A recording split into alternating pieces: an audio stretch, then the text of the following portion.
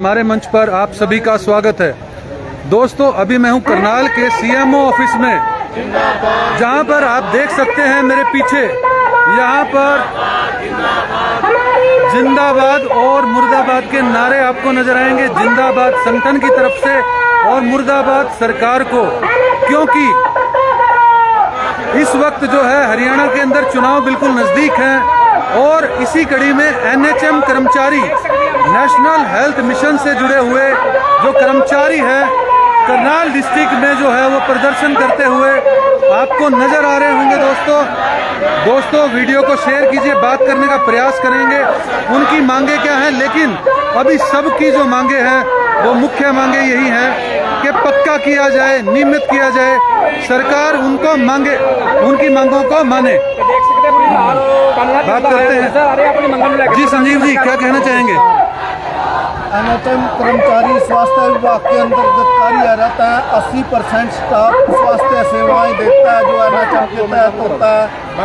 और पिछले 27 सालों से एनएचएम की जो परियोजना चलाई हुई है सरकार ने, इसमें हमारी बहनें एएनएम और स्टाफ है जो 27 साल हो गए, जिनको सरकार की स्कीम में पॉलिसी बीच बीच में आई। 5 साल वालों को नियमित किया जाता है, 10 साल वालों को नियमित किया गया, लेकिन एनएचएम को हर बार नज़रअंदाज किया गया, जिसको लेके पिछले 5-6 साल से हमारे संगठन प्रयासरत हैं। अधिकारियों से मीटिंग भी की हमने बैठकें भी की, हमने सरकार के नुमाइंदे जो एमपी एमएलए हैं उनको भी हमने अवगत कराया और सरकार से हमारी वार्ता बार बार होती रहती है। इसको लेके हम पिछली 7 तारीख को 7 जुलाई को हमने करनाल में सीएम आवास का घेराव किया था। संडे का दिन था, यही सोचकर कि स्वास्थ्य सेवाएं प्रभावित ना हो, जनता त्रस्त ना हो, संडे के दिन हमने रखा। उसके बाद हमने 2 घंटे का पेन डाउन भी किया, लेकिन सरकार आश्वासन पे आश्वासन दिए जा रही है, जिसके कारण हमें मजबूर होकर दरी पर आना पड़ा। पूरे हरियाणा में 22 के 22 डिस्ट्रिक्ट एनएचएम के पूरे 18,000 कर्मचारी दरी पे हैं और 100% स्ट्राइक हमारी जारी है। हमारा राज्य मुख्यालय भी दरी पे है अपनी मांगों को लेकर। इससे बीच में सरकार से हमारी मीटिंग भी हुई, सरकार हमारी मांगों को भी जायज़ मांगती है। आप ये देखो, हम स्वास्थ्य विभाग के अंतर्गत कार्य तो करते हैं, लेकिन हमें हमारे परिवार को अगर कोई दिक्कत आ जाए, बीमारी हो जाए, तो हमारे रेगुलर कर्मचारियों के पास कैशलेस सुविधा है। अन्य जो है, किसी के पास आयुष्मान योजना है, अगर हमें 10 रुपये भी खर्च करने पड़े तो अपनी जेब से करने पड़ते हैं, हमें कोई ऐसा लाभ नहीं दिया गया। जबकि हमारी जो एएनएम बहनें और अन्य स्टाफ है एक ही छत के नीचे काम करते हैं, रेगुलर वाले भी और एनएचएम वाले भी, उनकी डबल सैलरी है। काम सेम है तो हक तो बनता है। और सरकार ने हमारी मांगे भी जायज बताई हैं, लेकिन कार्रवाई अमल में नहीं कर रही। कितने समय से काम कर रहे हैं एनएचएम कर्मचारी? 27 साल हो गए। 27 साल से सिर्फ कॉन्ट्रैक्ट पर चल रहे हैं? बिल्कुल, हर साल 1 अप्रैल को हमारा कॉन्ट्रैक्ट रिन्यू होता है, जिसकी एवज में अधिकारी डर का माहौल पैदा करके अन्य जो काम हमारा नहीं होता वो भी हमारे से कराते हैं और कर्मचारी निर्भीक होकर अपनी सेवाएं नहीं दे पाते। तो आपका कहने का मतलब कच्चे से पक्का किया जाए। हमें जब आपका प्रदर्शन हुआ था ठंडी सड़क में हुआ था, बिल्कुल अपना ओएसडी साहब आए थे आपके बीच में? हाँ जी, ओएसडी साहब आश्वासन दिया था? उन्होंने कहा था जल्दी सरकार के साथ आपकी वार्ता कराएंगे। उसके बाद 10 जुलाई को हमारी कुल्लर जो प्रिंसिपल सेक्रेटरी उनके साथ वार्ता हुई, सारा हर मांग पे चर्चा हुई। उन्होंने हमारी मांगों को जायज बताया था। तो कितने दिन का सर समय मिला था? यही 5-7 दिन का बोला था उन्होंने। बोला था ड्राफ्ट तैयार कर लेते हैं, हमारी यूनियन का बंदा भी उसमें एक शामिल था। सारा ड्राफ्ट तैयार करके वो जमा भी करा दिया। लगभग 20-25 दिन हो गए, लेकिन कोई कार्रवाई नहीं हुई। तो प्रिंसिपल सेक्रेटरी साहब ने कितने कोई पॉलिसी के अंतर्गत डालने की कोई बात कही? उन्होंने ये बोला था सिर्फ रेगुलराइजेशन सब छोड़ के और जो पक्कों को जो सुविधाएं दी जाती हैं वो आपको दे दी जाएंगी। लेकिन ये तो कोर्ट की तरफ से भी बहुत पहले आदेश आ चुका है, सुप्रीम कोर्ट की तरफ से, कि समान काम समान वेतन हरियाणा के अंदर लागू होना चाहिए, लेकिन फिर भी सरकार नहीं कर रही। इसको कैसे देखते हैं? हाँ, ये तो भेदभाव हुआ ना। जब एक ही छत के नीचे 2 भाई काम करने हैं तो वो बराबर है। एनएचएम वालों से बल्कि ज़्यादा काम लेते हैं, ऊपर मतलब वो प्रेशर रहता है भाई आपकी सेवाएं आपको टर्मिनेट कर देंगे। एक पत्र दिखा के टर्मिनेट किया जा रहा है। हमारे कई डिस्ट्रिक्ट में हमारे कर्मचारियों को निकाला भी गया है।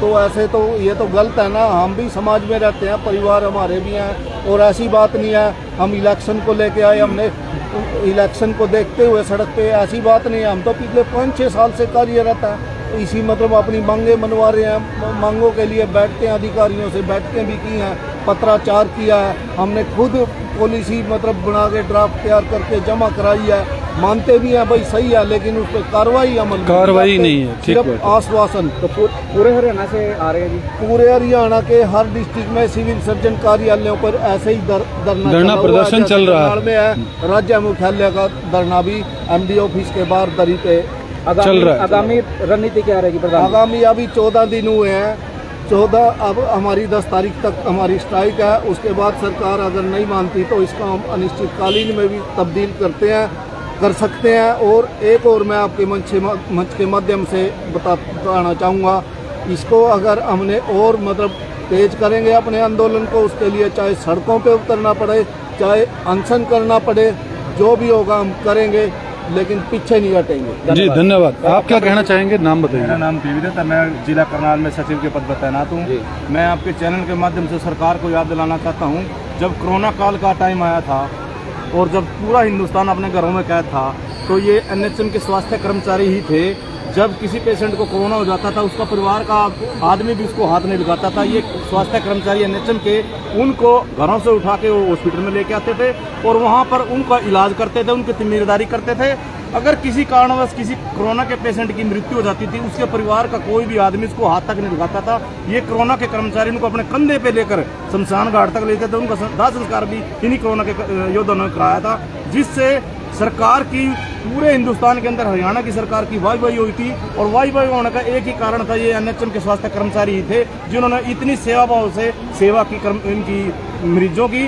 और पूरे भारतवर्ष के अंदर हरियाणा में और पूरे विश्व के अंदर उस सेवा भाव की प्रशंसा की गई। तो मैं आपके चैनल के माध्यम से सरकार को ये याद दिलाना चाहता हूँ कि ये वही कोरोना योद्धा हैं जिस पर आपने उस टाइम फूलों की बारिश की थी।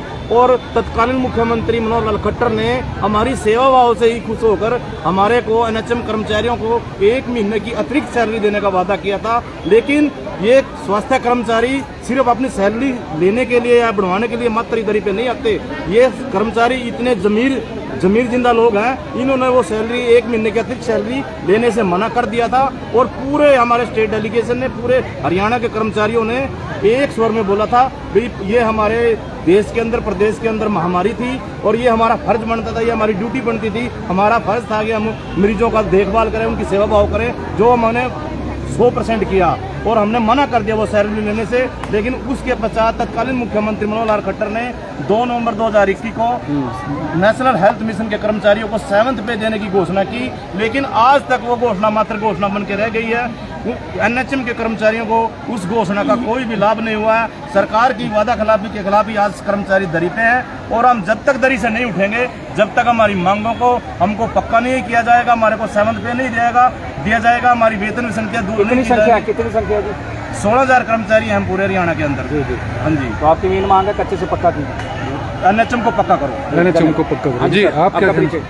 वैसे तो मेरा नाम डॉक्टर प्रवीण है और मैं कम्युनिटी हेल्थ ऑफिसर के पद पे कार्यरत हूँ NHM के अंदर। वैसे तो संजीव भाई और देवीदत्त भाई ने काफ़ी कुछ बता ही दिया आपको, लेकिन मैं एक चीज़ आपके माध्यम से आपके दर्शकों को ये बताना चाहता हूँ कि हम गरीब पे बैठे क्यों हैं। भाई हम कच्चे कर्मचारी हैं, पक्का करना है, ये हमारी मांग है। लेकिन थोड़ा सा मैं इसको डिटेल में बताना चाहूँगा। 2016 से पक्के कर्मचारियों पर 7वां वेतन आयोग लागू है, लेकिन 2016 के बाद भी लड़कर हमने 6ठा वेतन आयोग लिया था। 7वां वेतन आयोग हमें आज तक नहीं मिला है। देवीदत्त भाई ने अभी बताया कि 2021 नवंबर में उस टाइम के मुख्यमंत्री मनोहर लाल जी ने घोषणा करी थी कोरोना के बाद कि अच्छे काम को देखते हुए इनको 7वें वेतन आयोग का लाभ देंगे।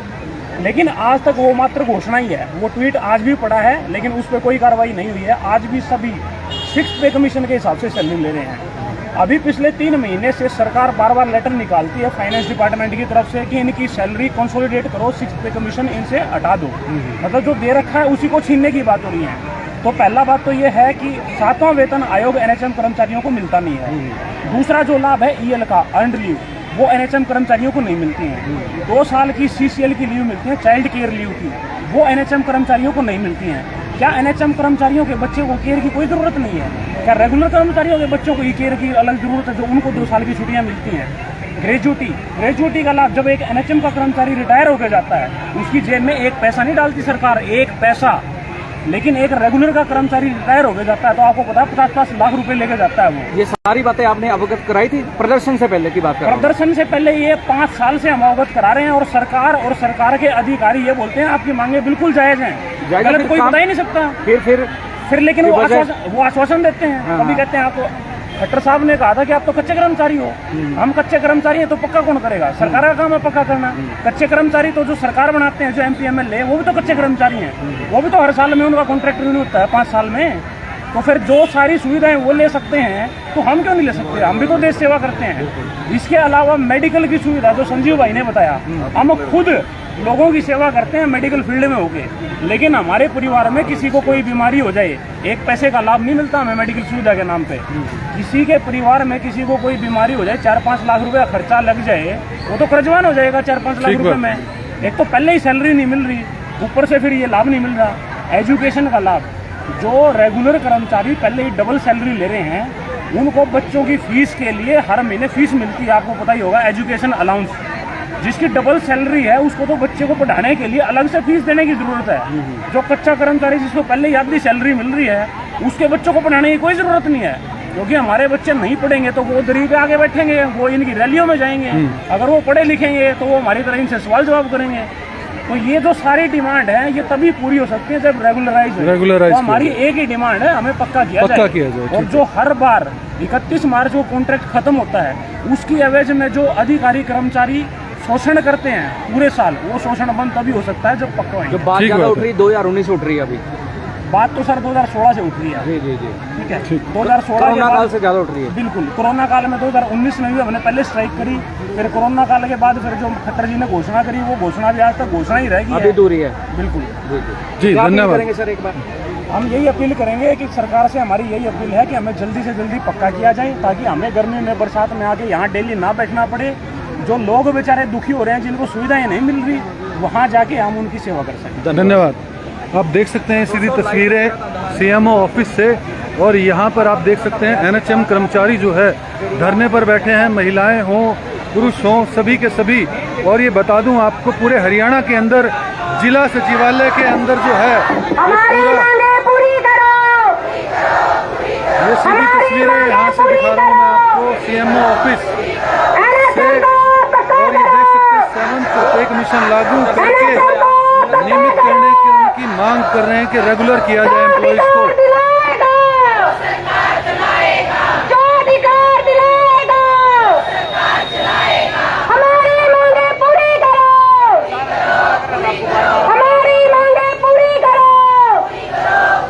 दोस्तों तस्वीरें आपको दिखा रहा हूं सीएमओ ऑफिस करनाल की, जहां पर एनएचएम के कर्मचारी जो है रेगुलर करने की मांग पर अड़े हुए हैं। वो बोल रहे हैं कि इतने सालों से जो है एनएचएम कर्मचारियों का शोषण हो रहा है, इनको जल्द से जल्द जो है सरकार रेगुलर करे, ऐसी जो है एनएचएम के नेताओं की मांग है।